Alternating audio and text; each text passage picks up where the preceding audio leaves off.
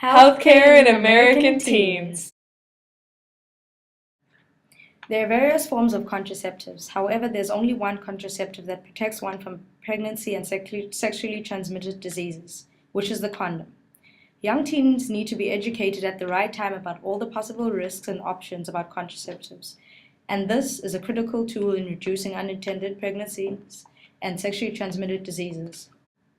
Data confirms 58% of sexually active adolescents aged 14 to 17 years use condoms at their last intercourse, and 78% of all sexually active adolescents reported use of reliable methods of contraceptives at the last intercourse. However, the use of contraceptive methods during each sexual intercourse was inconsistent and sporadic. Lowering the rate of teenage pregnancy has been a concern facing the United States for quite some time. However, at the end of 2011, it dropped to a near all-time low, for a live birth rate of 31.3% per 1,000 women ranging from 15 to 19, totaling an 8% decrease from 2010. Other factors that may help to continue the steady decline of teenage pregnancy rates include educational programs that focus on seeking leadership from students themselves to promote safe sex and healthy relationships. One successful program is called Beats and Brains, which allows students to tackle sexual health issues and increase awareness among their peers. Statistics show that programs that involve students becoming proactive and teaching sexual awareness themselves correlate with lower rates of pregnancy. The type of approach also influences rates. Research from the Education Commission of the state shows that abstinence-only approaches correlate with increases in teenage pregnancy, but that a comprehensive sex ed approach focusing on abstinence as a desired behavior lead to lower rates of pregnancy among teens taught the specific curriculum. A final factor influencing rates of teenage pregnancy is perceptions teens hold of the subject. One in particular is that teens feel that the younger they are, the healthier they are, and the easier it will be to have a child as a teen. Reconstructing such perceptions will lead to decreased rates of teenage pregnancy. In the United States, the right to have an abortion as a young adult is very strict. It is shown that teens who become pregnant, about 35% of them will choose to have an abortion. However, you must be 18 years or older in order to receive an abortion, or must have a parent, or in some cases both parents, sign a consent form granting the teen permission. However, if the teen feels that by telling their parent their life could be in danger in some sort, they may go before a judge and ask for a judicial bypass, which means the judge grants the teen permission to go ahead with the abortion. This, however, is a very timely process.